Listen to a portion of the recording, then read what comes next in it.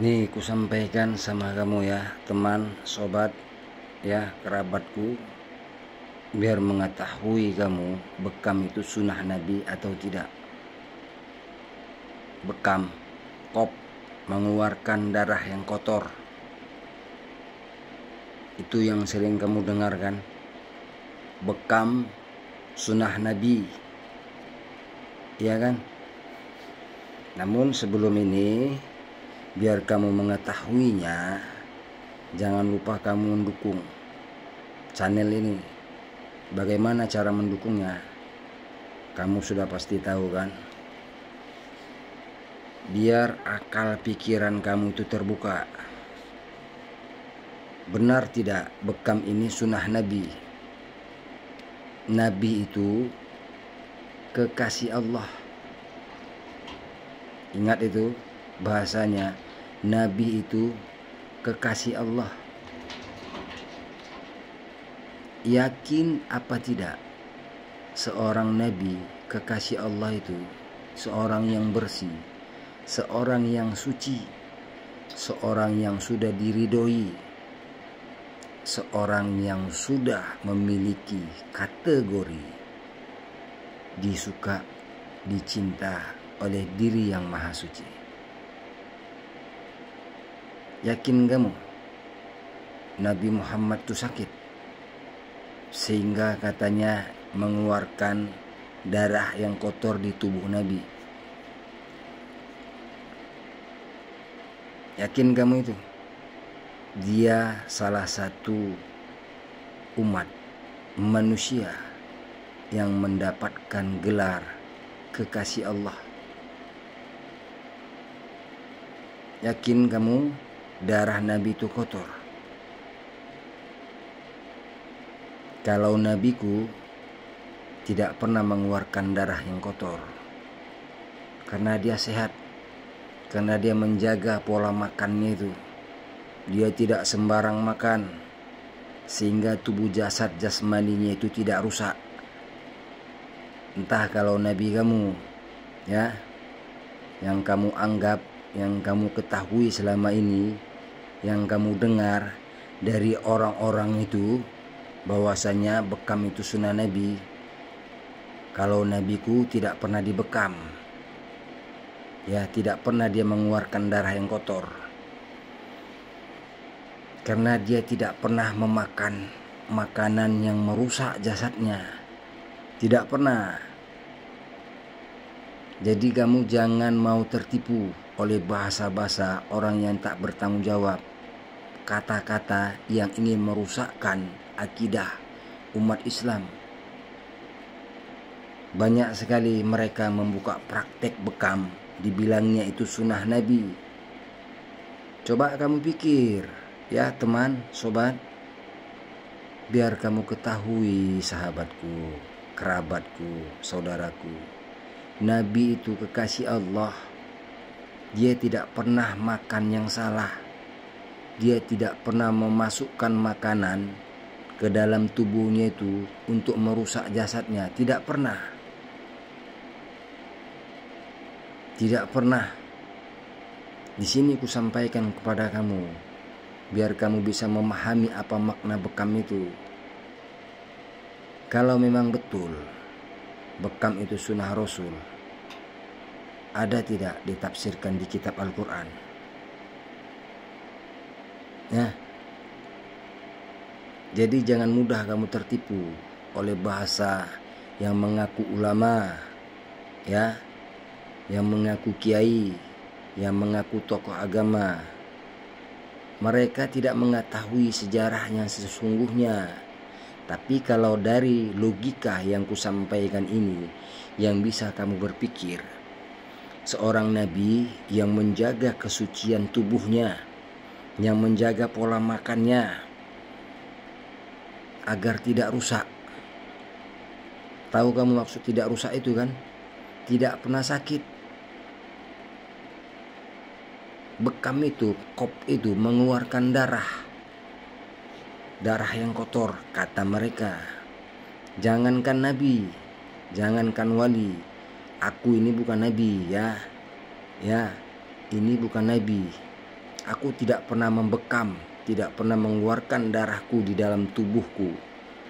Karena itu salah satu merusak tubuhku. Biar kamu paham. Jangan kamu akuin itu bekam itu sunnah Nabi, ya teman, sobat. Nabi itu siddiq, tablik, amanah, patona. Mungkin seorang Nabi, kekasih Allah itu sakit. Mungkin seorang Nabi itu makan yang salah.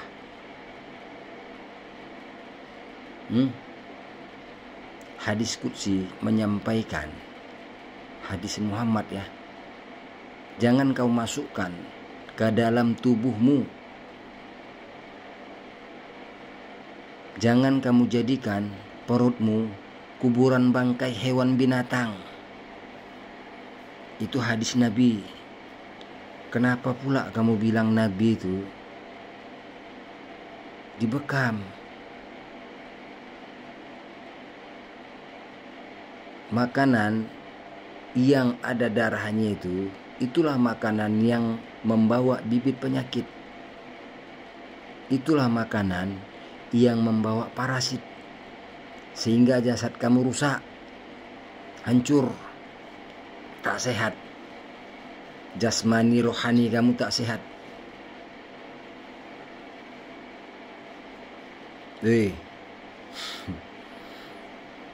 Ini bukan Nabi ya. Tidak pernah aku dibekam. Karena aku memperhatikan makanan, karena aku mengikuti apa yang disampaikan Nabi, sehingga tubuhku ini tidak rusak. Kamu mengaku umat Nabi. Kenapa tubuh jasad jasmani kamu rusak? Kenapa sakit? Kenapa penyakit itu datang sama kamu? Karena kamu tidak memperhatikan makanan. Kamu tidak meneliti asal-usul makanan itu, yang sehingga mendapatkan rusaknya tubuh jasad jasmani kamu itu. Ingat sobat, ingat kawan, kerabatku, saudaraku, partner, semuanya aku sebutkan ya. Bila kamu mau mendapatkan tubuh yang sehat, tidak mendapatkan yang nama penyakit, jangan asal makan. Ikuti channel ini. Ikuti ya. Kalau mau sehat. Kalau tak mau sehat, gas terus semua makanan ya kan. Ada yang membilangkan selagi masih diberi kesempatan, makan aja segalanya. Itu ada bahasa-bahasa seperti itu. Kalau kamu menggunakan akal pikiran kamu, bisa memikiri, bisa memahami apa makna bekam itu, kamu tidak mau lagi mengeluarkan darah kamu itu. Ingat, bekam itu mengeluarkan darah yang kotor. Jadi kalau kamu terus dibekam, teruslah kamu memakan makanan yang kotoran. Bila kamu sudah memakan makanan yang sehat, makanan yang halalan thayyiban mubarakah itu, yakin kamu dibekam lagi? Yakin kamu dikeluarkan darah kamu yang kotor itu lagi? Apa yakin kamu masih kotor darah kamu bila kamu sudah mengkawal makanan kamu? Ini kan logika, bisa diterima oleh akal. Seorang Nabi sudah menyampaikan di hadis Qudsinya, hadis Muhammadnya, jangan kau jadikan perutmu itu menjadi kuburan bangkai hewan binatang. Apa maksudnya itu? Karena semua binatang itu membawa sumber bibit penyakit. Semua binatang itu mengandung parasit. Oke? Hanya sekedar motivasi, muhasabah diri, terkhusus untuk diriku. Bila aku menyayangi tubuhku, aku tidak akan mungkin sembarang makan. Aku pasti memperhatikan makanan agar jasadku ini, agar tubuhku ini tidak rusak, tidak datang lagi penyakit itu. Ya teman-teman, semoga kamu dapat termotivasi dengan apa yang kusampaikan ini. Ya sobat, Nabi itu tidaklah menyampaikan yang salah bila kamu memahaminya. Akhir kalam, Assalamualaikum warahmatullahi wabarakatuh.